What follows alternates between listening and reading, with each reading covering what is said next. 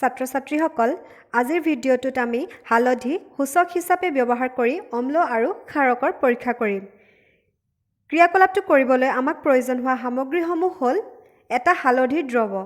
হালধি গুৰি অলপ পানীত মিহলি কৰি এটা দ্ৰৱ প্ৰস্তুত কৰা হ'ল।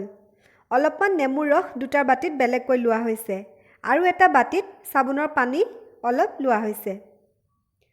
প্ৰথমে আমি চামুচেৰে কিছু পৰিমাণৰ হালধিৰ দ্ৰৱ নেমুৰ ৰসখিনিত মিহলাই দিম। আমি দেখিম যে নেমুৰ ৰসখিনিৰ ৰং হালধীয়া হৈ গৈছে, অৰ্থাৎ নেমুৰ ৰসত দিয়াৰ পিছতো হালধীয়া ৰংটোৱে থাকি গৈছে, তাত কোনো পৰিৱৰ্তন হোৱা নাই। তাৰপিছত আমি অলপ হালধিৰ দ্ৰৱ চাবোনৰ পানীৰ লগত মিহলাই দিম। আমি দেখিম যে চাবোন পানীখিনি ৰঙা হৈ পৰিছে। চাবোনৰ দ্ৰৱখিনি ক্ষাৰকীয় হোৱাৰ বাবে ৰঙৰ পৰিৱৰ্তন হৈছে। এতিয়া আমি অলপ অলপকৈ নেমুৰ ৰস চাবোনৰ পানীত দি যাম। আমি দেখিম যে পানীখিনি পুনৰ হালধীয়া ৰঙলৈ লাহে লাহে পৰিৱৰ্তন হৈছে।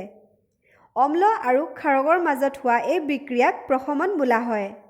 যেতিয়া এটা আম্লিক দ্ৰৱ আৰু এটা ক্ষাৰকীয় দ্ৰৱ উপযুক্ত পৰিমাণত মিহলোৱা হয়, তেতিয়া অম্লৰ আম্লিক গুণ আৰু ক্ষাৰকৰ ক্ষাৰকীয় গুণ ধ্বংস হয়। এনেদৰে পোৱা দ্ৰৱটো আম্লিকো নহয়, ক্ষাৰকীয়ও নহয়।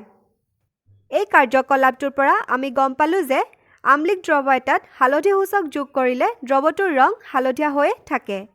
ক্ষাৰকীয় দ্ৰৱ এটাত হালধি সূচক যোগ কৰিলে দ্ৰৱটোৰ ৰং ৰঙা হৈ পৰে। আৰু প্ৰশম দ্ৰৱ মানে যিটো দ্ৰৱ আম্লিকো নহয়, ক্ষাৰকীয়ও নহয়, তেনে দ্ৰৱ এটাত হালধি যোগ কৰিলেও দ্ৰৱটোৰ ৰং সলনি নহয়, অৰ্থাৎ হালধীয়া হৈয়ে থাকে।